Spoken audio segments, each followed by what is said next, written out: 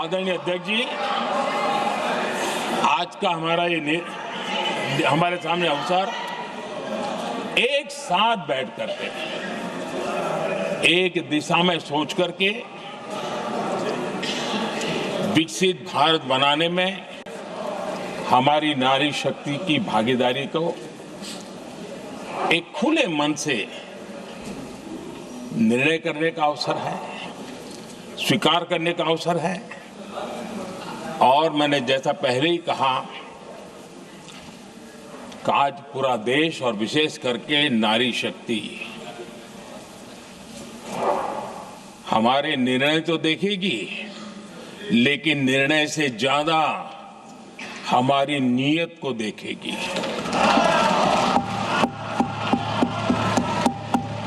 और इसलिए हमारी नीयत की खोट देश की नारी शक्ति कभी माफ नहीं करेगी।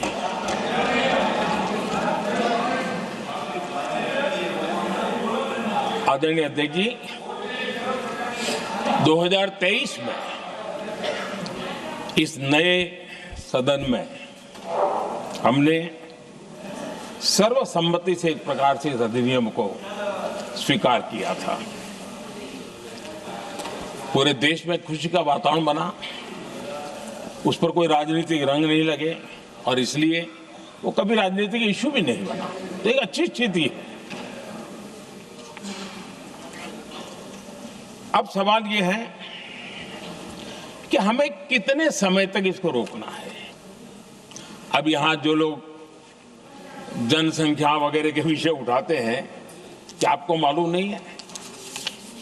मैं चाहूंगा कि अमित भाई अपने भाषण में इन सारी चीजों का उल्लेख करेंगे, जब कि हमने जनगणना के संबंध में कब कब क्या क्या किया था, बाद में कोविड आया, उसके कारण क्या मुसीबत आई, कैसे रुकावटें आई, ये सारी बातें हम सबके सामने हैं, इसमें कोई विषय नहीं है।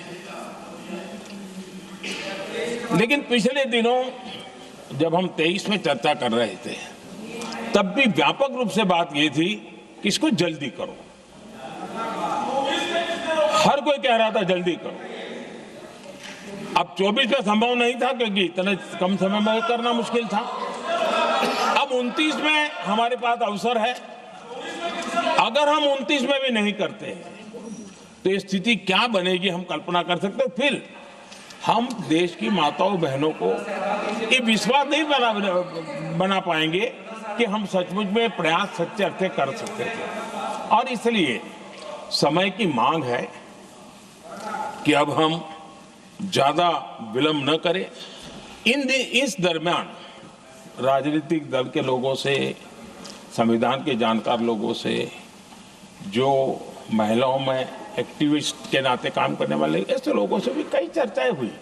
कुछ लोगों ने खुद होकर के भी सुझाव दिए। सारा मंथन करते करते करते, और यहाँ भी सभी दलों से लगातार बातें इनकी होती रही है। स्ट्रक्चर वे में हुई है, इनफॉर्मल भी हुई है, और उसमें से आखिर बना हुए एक कुछ रास्ता निकालना होगा ताकि हम हमारी माताओं बहनों की शक्ति को जोड़ सकते हैं।